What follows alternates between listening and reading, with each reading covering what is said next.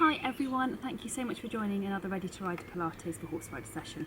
In this session we're going to be doing some relaxation exercises that just help you to move and breathe through the whole of your body without working you too hard. It's really important to do this from time to time and not always focus on working really hard and trying to be strong all the time. Relaxation, gentle movement is just as important, just as you would do with your horse. Okay, so before you start, I'd like you to check that you've got nice equal weight through both of your seat bones, that your shoulders are level and your head is just lightly floating on the top of your spine. Then make sure that you can draw yourself up tall through the whole of your spine. So you have that feeling that your spine is made of elastic and you're drawing up tall right through to the top without getting fixed and rigid, which is what some of us tend to do when we think of good posture. You want to be tall but elastic. Once you're in that position and you're happy, check that your shoulders are relaxed and back and down and open, and focus on your breathing. And you really want to make sure that you're breathing right down into the base of your lungs. Check that you're not breathing up and down through the top of your lungs and your shoulders are going too. It's hard work and it's not very economic. The top of your lungs are pretty small. If it helps, you can pop your hands around the bottom of your lungs and feel as you take a breath in that you really expand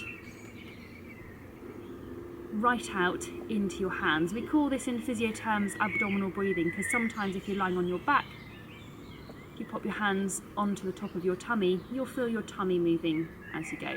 This is such an important exercise, if breathing is an exercise, to work on and to practice. If you're rushing around a lot, if you're quite tense, or if you get nerves before you compete, being able to tap into your breathing and make sure you're doing relaxed, steady abdominal breathing is so useful. We're going to move on now to doing your rotation. So arms across your chest, and I suggest that you close your eyes because this is going to focus you more on what you feel through your body. So once again, equal weight through your seat bones, and you're turning your shoulders from side to side, hoping that your shoulders are staying level.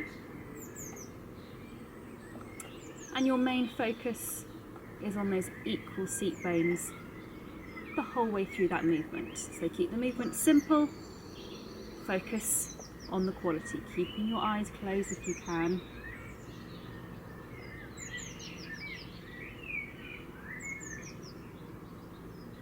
Okay, face the front, and we're going to swap which arm is on top and which leg is on top. You'll find it easier to do one way for definite. Okay, so again, before you start, close your eyes, level up through your seat bones, check your shoulders feel level, and once again into those turns, watching that you don't dip down through one shoulder, usually the leading shoulder. Hopefully if you do that, you will feel that you sink down on to that seat bone. So if your weight is level through your seat bones, then hopefully that means that your shoulders are level too.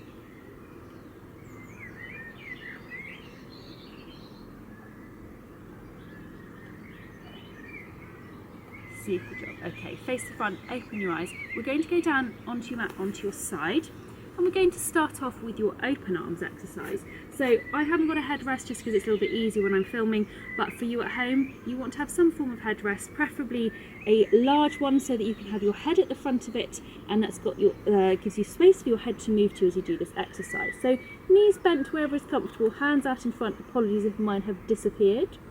Then you're taking your arm up to the ceiling, looking at your hand, and then out behind. Look at your hand the whole way.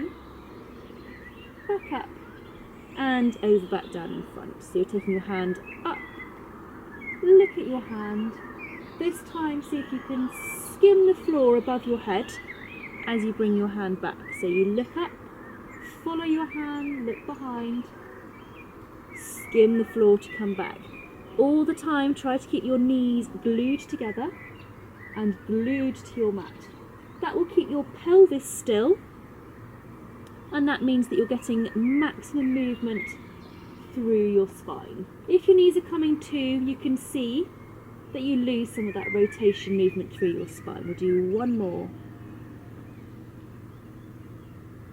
This is definitely one of those exercises that if you are a little stiff one way, the more you do, the more you'll feel that you start to move.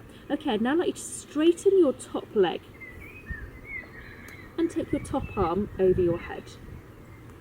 Then I'd like you to push your top fingers and your top toes as far away from each other as possible, and then relax them back down.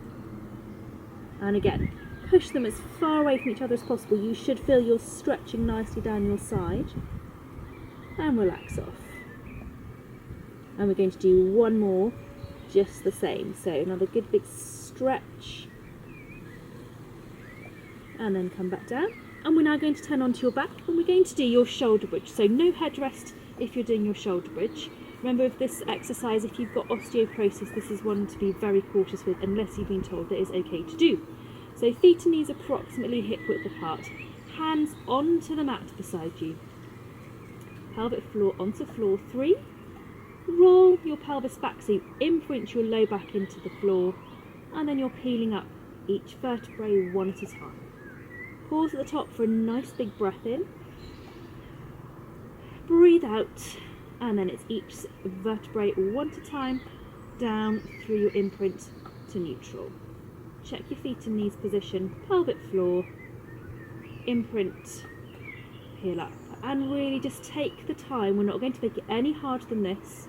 Breathe in at the top and breathe out each vertebrae one at a time through your imprint.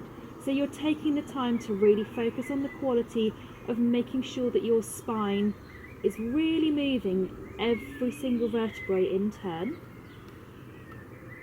And because we're keeping it simple, you're making sure that you can do that nice breath in at the top.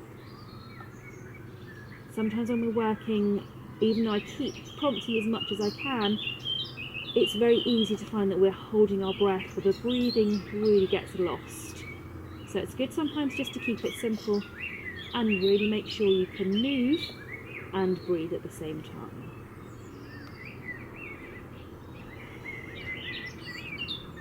Okay, then I'd like you to bring your feet and knees together and your arms out to the side, and we're going to do your double hip twist. So you're going to take your knees one way and your head, if you can, over the opposite shoulder. You'll see that my top foot is glued to my bottom foot. It can do that, but if it stays glued to your bottom foot, again, you'll get a much bigger stretch down through your pelvis. Come to the top and then repeat going the other way.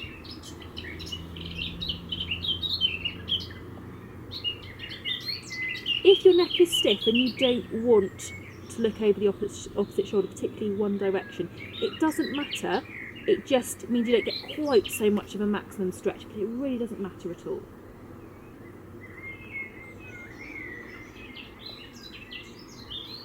And this has to be one of my all-time favourite back stretching, moving, relaxation exercises. It's just such a nice one to do. And if you feel stiff one way and you want to hold that position, by all means do so. It's absolutely fine to do so. We'll do one more each way. And just keep your breathing relaxed. You don't need to do any complicated breathing with this, just keep it nice and relaxed.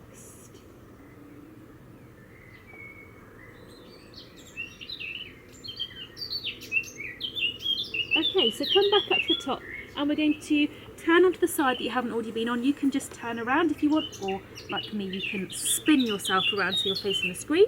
We're going to start off once again with your open arms, so knees bent, arms out in front of you. If you've got a headrest, have your head at the front of the headrest. So again, you're starting with taking your hands up and out behind. Look at your hand,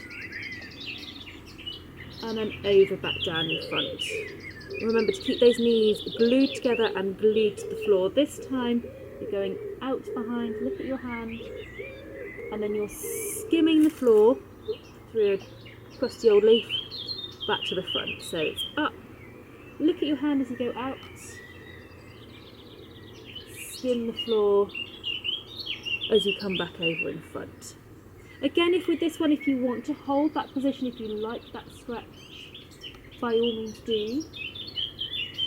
And again, just keep your breathing regular. You don't do anything fancy with the breathing with this exercise.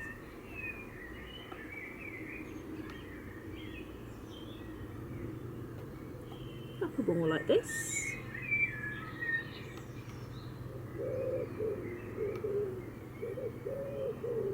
We'll do one last one.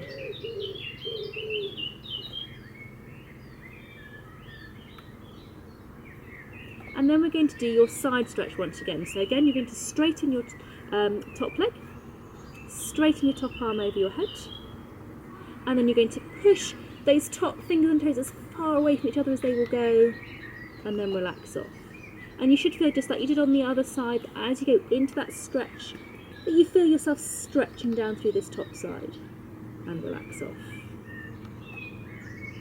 And we'll do one more just like this, good big stretch. And ease off. And then we're going to come up into kneeling, and we're going to finish with your shell stretch. So if you can, kneel back so your bottom is onto your heels and your arms slide out in front. If you're not comfortable like this, just go into as much of a kneel as you feel comfortable doing. Just do what your body is happy with. Hands out in front, and then a couple of nice big deep breaths in.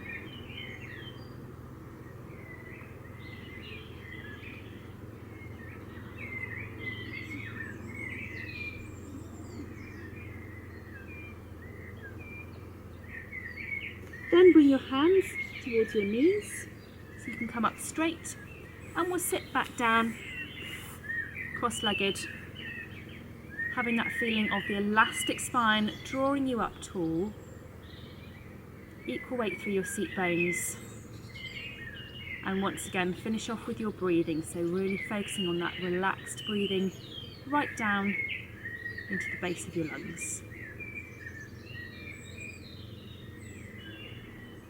So I hope that doing that you do feel quite relaxed and chilled. This can also be useful as a suppling session, as a loosening up session before you go to do other exercises. It can be good as a winding down, cooling down session.